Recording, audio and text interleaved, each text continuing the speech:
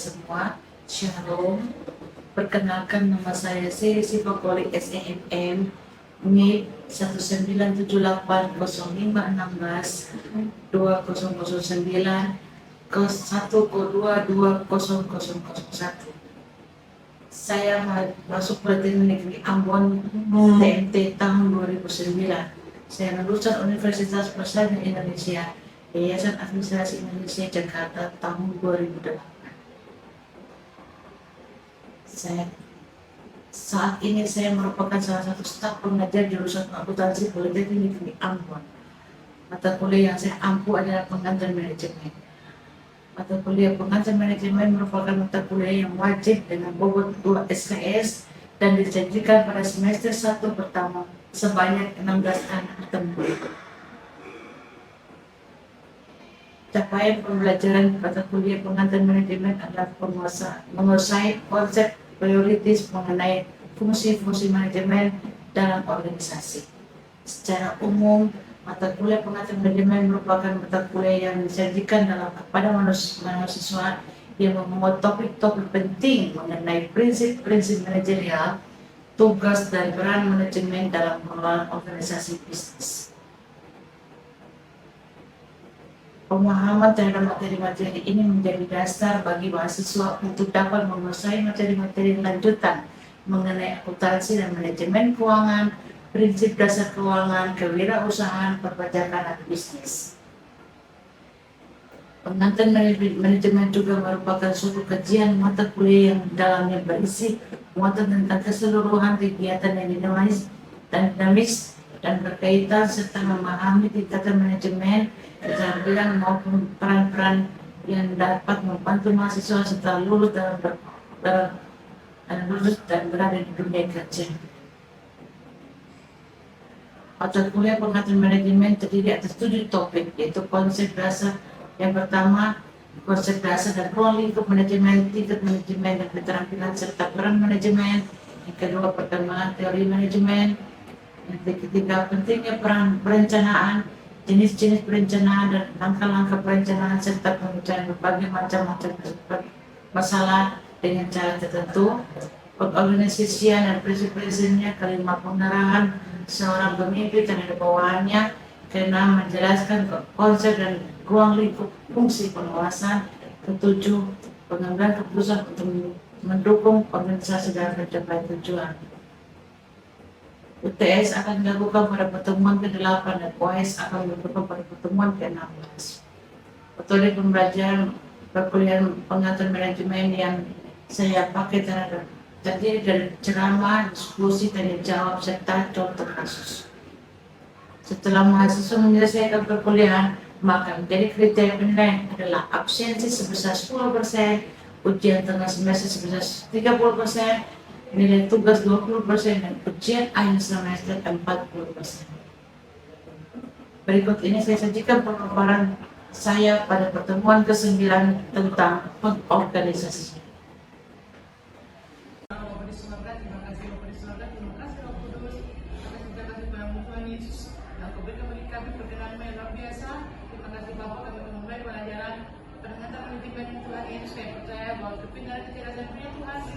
Semua adik-adik ini Tuhan Yesus kami berikan kepintaran bagi hamba, bagi hamba untuk kami bisa memberikan kepintaran itu bagi mereka Tuhan, dan kami yakin apa yang berbeda. Nik saya 1978 0516 2009 122 001 dan NIDN saya sekian 0016 0578 08. Saya sudah 11 tahun jadi dosen di Politeknik Negeri Ambon. Mungkin kalian baru ketemu saya, ya. Masih saya mau berjumpa kita semua. Sini siapa yang mengerti tentang organisasi? Angkatan muda pasti ada, ya kan? Terus apa lagi? Di rumah bisa dikatakan satu organisasi tidak? Dalam keluarga bisa toh? Bisa dikatakan organisasi kecil di rumah. Ada papa, mama, toh? Ada adik, ada kakak semuanya, ya. Jadi bisa dikatakan organisasi. Cuma yang kita belajar sini adalah siapa yang bisa baca bantu saya? Mana? Bisa baca bantu saya? Saya? Saya baru kalian ya. Sudah mengenai para ahli sebagai baca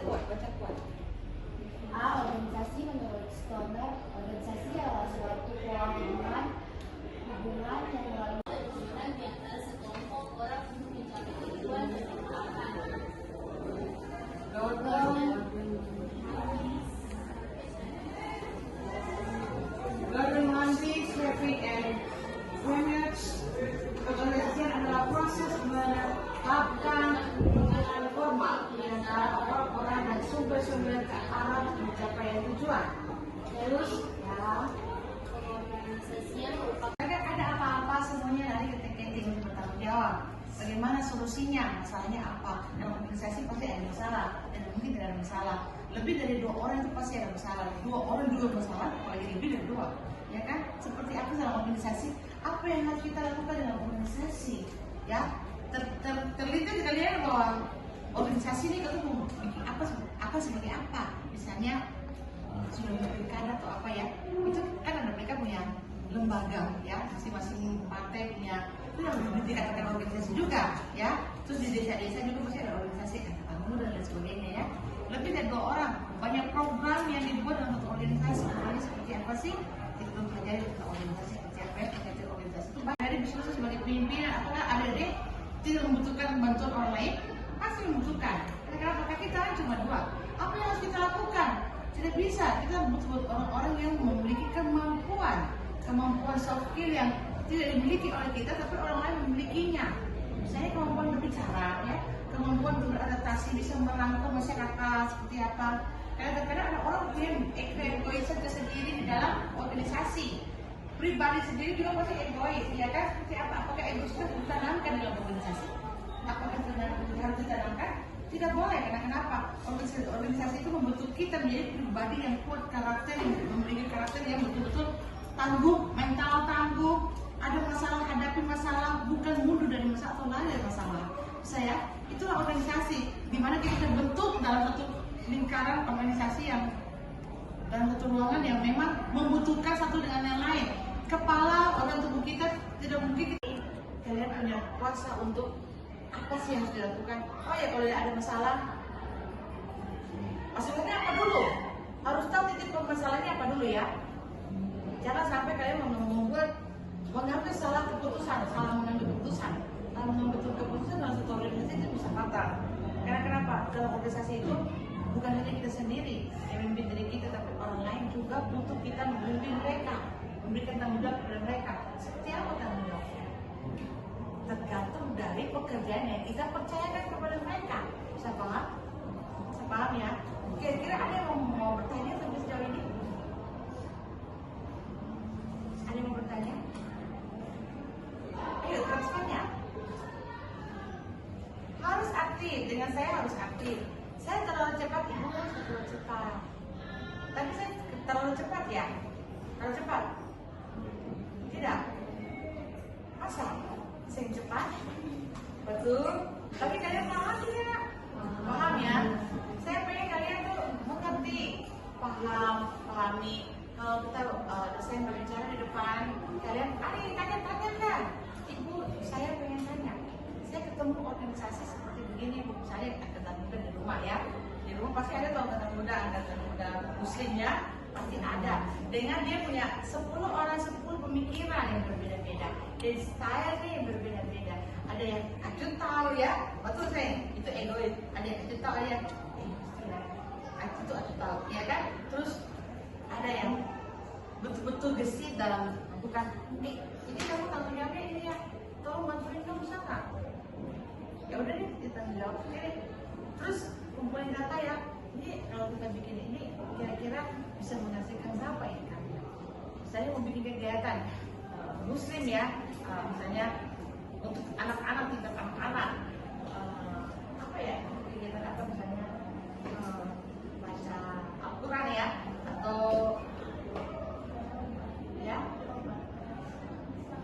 oh berobat ganti bisa, oh boleh, biasa dilakukan ya, oh boleh, mendatang itu melibatkan puskesmas ya, atau dokter, anggota oh remaja miskin, anggota remaja miskin. Tapi kalau penguatan gratis tetap nggak hanya remaja miskin, harus dilibatkan dong, harus juga melibatkan pihak pemerintah, misalnya puskesmas ya kan. Kenapa butuh peralatan? Remaja miskin punya peralatan, ada yang mengerti tentang kesehatan, ada perawat. Oh begitu, oh bagus juga tuh, berarti kalian membentuk satu organisasi remaja masjid, tetapi di dalamnya banyak anggotanya itu sudah memiliki kualitas dan kemampuan. Begitupun yang angkatan muda juga pasti ada, ya kan? Yang sekolah perawat, ya kan? Yang sekolah perawat, sekolah guru, sosial yang bisa kepentingan orang banyak itu menikmatinya. Seperti apa? Bagus ya.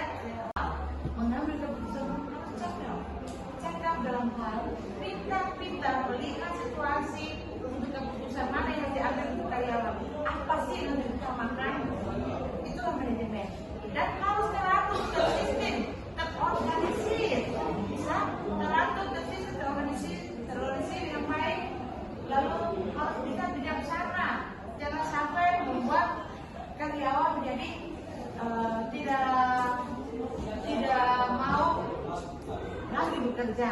Tapi bagaimana sosok seorang pimpinan itu harus bisa membuat semangat, menyemangati karyawannya untuk bekerja, menyemangati teman-temannya untuk ayo kita berproduktif bersama-sama. Bisa paham? Seperti apa produktifnya? Tergantung kalian mau seperti apa, kita punya kuatnya di mana, kita tunjukkan. Jangan kita diam, jangan. Orang diam belum tentu dia itu tidak bisa memiliki apa-apa, tetapi dia punya kemampuan. Tetapi tolong, kalau memiliki kemampuan jangan diam-diam saja. Harus tunjukkan kita punya kemampuan. Karena kenapa? Karena orang melihat dari kacamata sisi negatifnya kalau kita tidak berproduktif. Bisa paham ya? Ya kita harus, saya bilang sini kita harus bisa berproduktif. Seperti apa? Kau punya kemampuan di bidang mana? Misalnya bidang pengajaran kayak saya. Ada yang bisa mengajar dengan saya? Silakan. Saya lebih suka karena kenapa? Saya melihat dia, oh kemampuannya dia pasti. Kenapa kamu ambil akuntansi? Kenapa tidak ambil FI? Misalnya keguruan. Kamu yang kalian loh, kamu mampu loh. Kamu mampu bicara, kamu mampu untuk memberikan sesuatu. Jadi saya, ada yang mau bertanya? Ada yang mau bertanya? Adik-adik?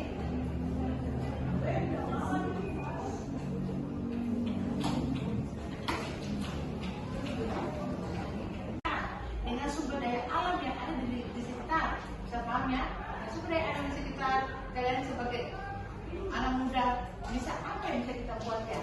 Sudah semakin canggih dari internet, apa yang di sini kebanyakan sampah kelapa, misalnya sampah kelapa, orang pakai kelapa buat kelapa isinya untuk apa? Bikin minyak kelapa, tapi sampah-sampahnya kulit-kulitnya itu bikin apa? Bisa jadi pribadi kalian apa? Bisa menghasilkan uang. Saya bisa konsep yang maksudnya sapu-sapu kelapa itu bisa menjadikan uang, ya, bisa kan?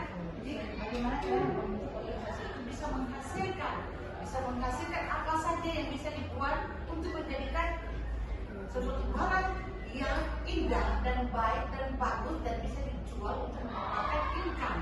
Bisa paham ya? Tujuan ingin kami sedemikian rupa harus sama-sama bertujuan bahwa hidup ini sementara dan harus diperjuangkan. Seperti apa? Ya, seperti kalian kehidupan hari-hari. Dari saya bilang, jangan cuma pintar.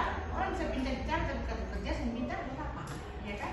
Harus juga pintar bicara dan pintar bekerja, rajin ya. Kalau rajin bekerja, pasti kalian punya masa depan akan lebih baik, ya. Dan kadang orang bilang, oh dia ranking 1, dia ranking 1, ranking 2. Tapi dia juga berpatokan pada itu karena kenapa? Orang yang ranking di sekolah belum tentu dia sukses dalam kehidupannya dia. Tapi orang yang tidak pernah dapat ranking, tetapi kalau ada kemauan dan punya pemikiran yang cemerlang, bisa membuat sesuatu untuk kehidupannya, dia mau berubah. Saya mau hidup saya berubah. Dan kenapa sudah cukup orang tua saya membesarkan saya, menyekolahkan saya, memuliakan saya harus jadi manusia yang berguna. Bisa paham? Yang berguna. Seperti apa yang berguna? Saya kasih kembali kepada kalian di luar sana banyak kesempatan yang bisa kalian buat. Ngobrol dengan kelas. Apakah kamu dapat masalah dengan mereka perempuan cantik-cantik ini? Tidak pernah dapat masalah. Berarti mereka menunjuk kamu kan ya? Cuma kalau memang ada yang sedikit bikin kamu pusing itu biasa, ya kan? Nama juga cewek-cewek ya, tapi kamu dikeliling banyak wanita-wanita cantik. Sekarang saya tanya, dalam perusahaan, wanita-wanita cantik kalian kan suka nonton TikTok tuh? Seperti apa sih TikTok? Bagaimana cantik dia, terasa dia cantik, dia pintar, dia smart, dia sombong, betul saya. Tetapi ada yang biasa-biasa saja, tapi dia pintar, dia smart, dia diam, pribadinya. Saya kembali kepada pribadinya. Siapa mau di tipe yang demikian? Tipe pertama dan tipe kedua. Hah? Tipe kedua. Bisa tipe kedua seperti apa? Yakin. Sekarang saya tanya untuk di tipe pertama. Kalau tuanya sudah kayak begitu, tingkahnya sudah kayak begitu, kacamata kalian menilai positif kan negatif? Kenapa negatif? Sombong. Terus apa lagi? Angkuh. Apa lagi?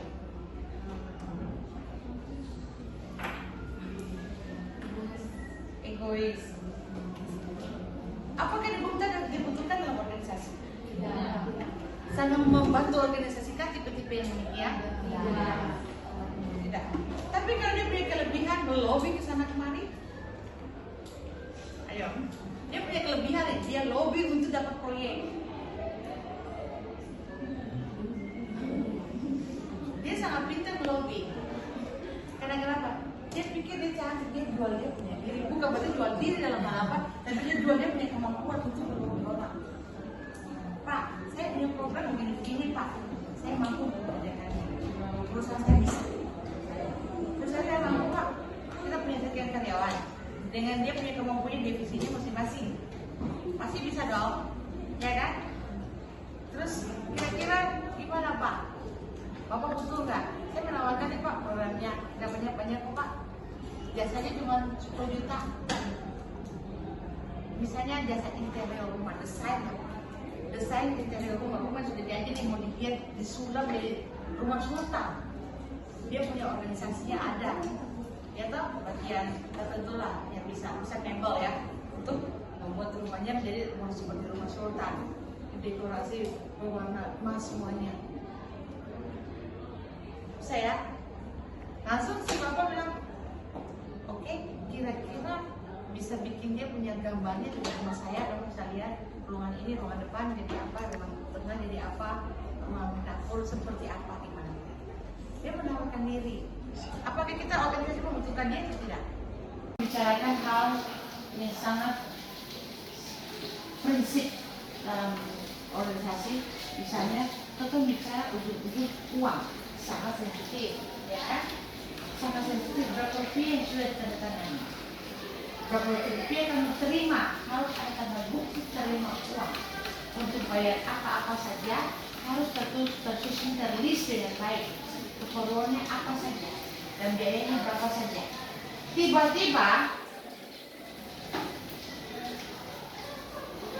bendahara mengeluarkan uang.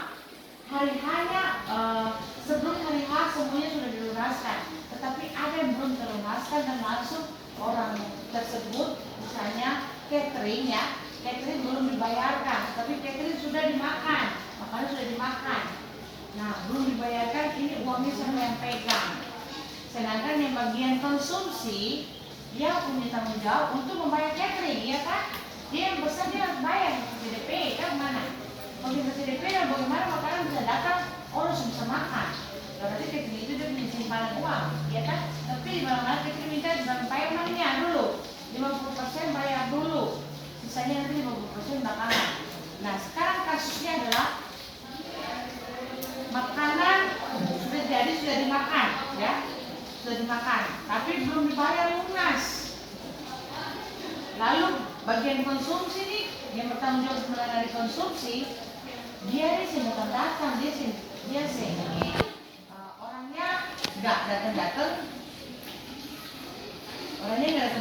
tidak bisa rapat pertanggungjawaban. Habis kegiatan pasti harus ada rapat pertanggungjawaban, toh. Orangnya rapat apa ya? Rapat terakhir membahas semua kegiatan masalah apa saja yang terjadi, ya. Nah, itu pasti ada, itu organisasi harus ada. Karena kenapa? Harus ada penyelesaiannya seperti apa dalam masalah tersebut. Nah, penyelesaian adalah ujungnya uangnya belum dibayarkan. Ternyata punya usut, uangnya belum terpakai. Ini bagaimana solusi? Kasusnya sebagai pimpinan dan divisi-divisi yang lain bagaimana? Apakah perlu menyalahkan atau bagaimana? Kira-kira siapa yang bisa menjawabnya sendiri, terserah. Uangnya terpakai loh, uangnya menghilang. Apa yang harus dilakukan oleh pimpinan?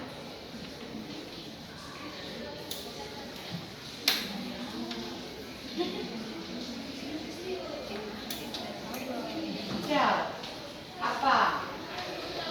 Ayo, apa yang bukan oleh pimpinan. Pimpinan yang cerdas, yang baik, pasti dia harus betul akan itu. Bagaimana Nona? Kalau Nona berdiri, Nona.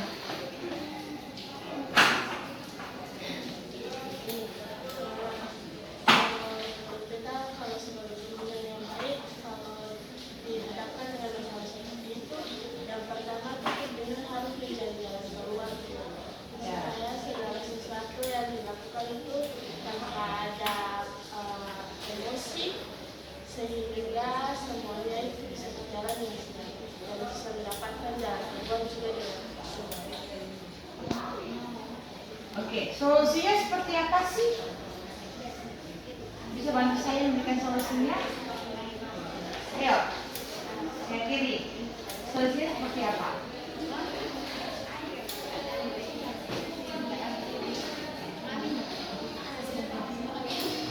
Nah,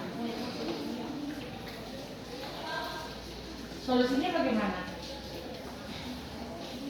Kasih solusi saja lah. Solusinya bagaimana?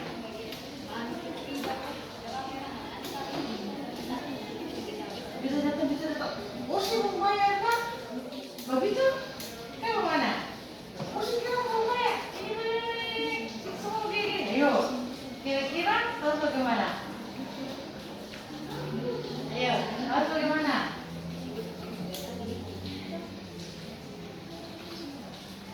Harus diomelin kan gimana? Ayo. Tadi dibilang pimpinan yang baik. Pimpinan yang baik berarti harus apa?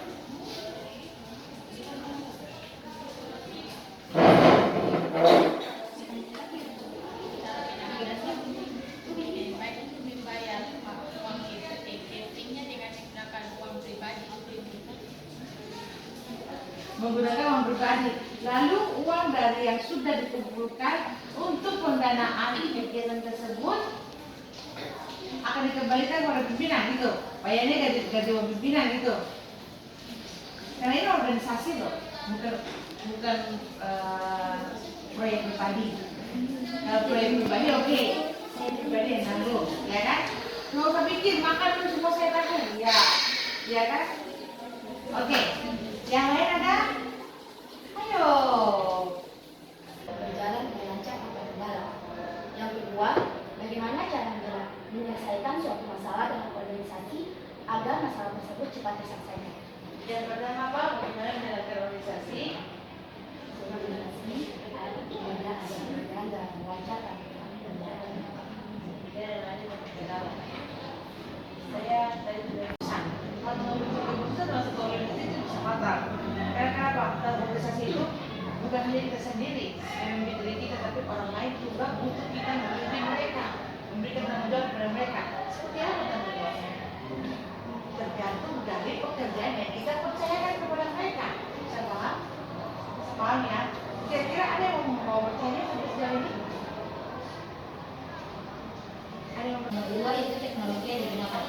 Bisnis yang bertanya teknologi yang digunakan ini teknologi yang bekerja atau orang yang bekerja ini.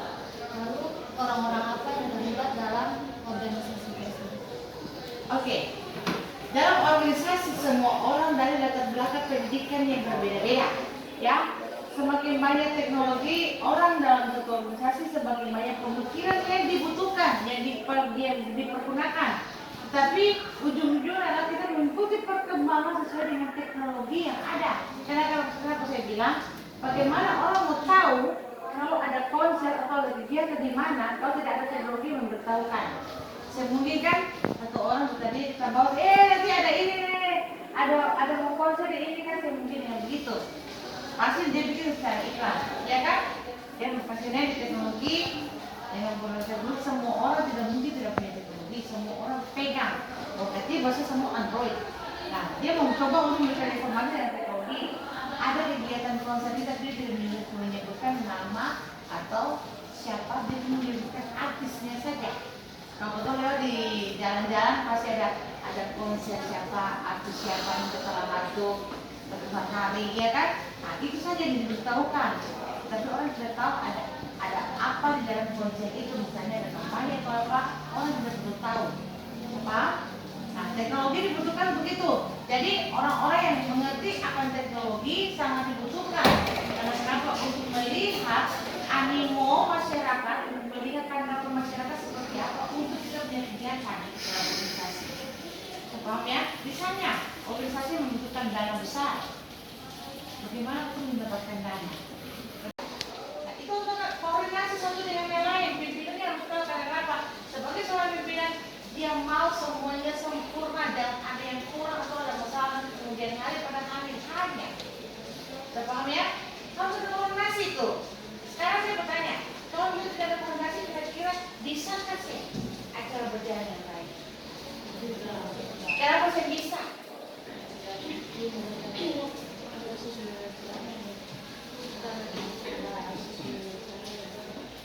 Karena tidak ada susunan acara. Sedangkan kalau bikin acara kan harus tersusun, tersistematikan yang baik kan?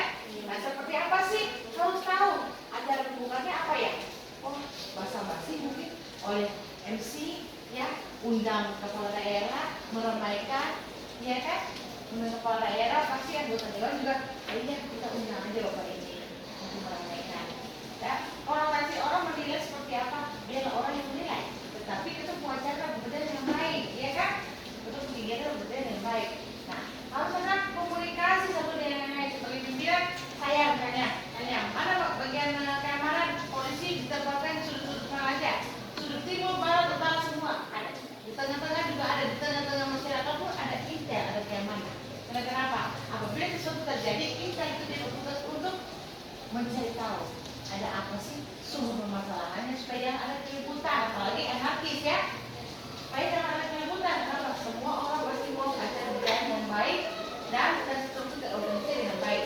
Dan organisasi harus ada saling komunikasi dengan baik satu sama lain. Walaupun ada lain-lain yang suka satu sama lain, tapi saya boleh ada kayak gitu. Harus ada komunikasi dengan baik supaya jangan saling menyalahkan. Orangnya lempar batu semua sampai lempar batu dia tuduh orang lain. Bisa paham? Jangan sampai terjadi dalam organisasi ya. Harus ada terkontrol semuanya ya. Oke, tren organisasi modern.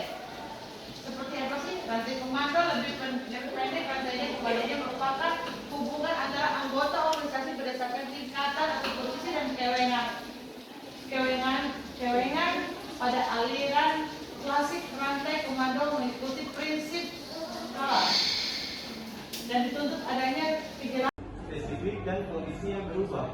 Prinsip merupakan pedoman, prinsip membantu dengan pengertian dan aplikasi manajemen. Prinsip harus digunakan secara cermat dan bijak. Oke. Prinsip, saya mau tanya adik-adik, ada yang punya prinsip dalam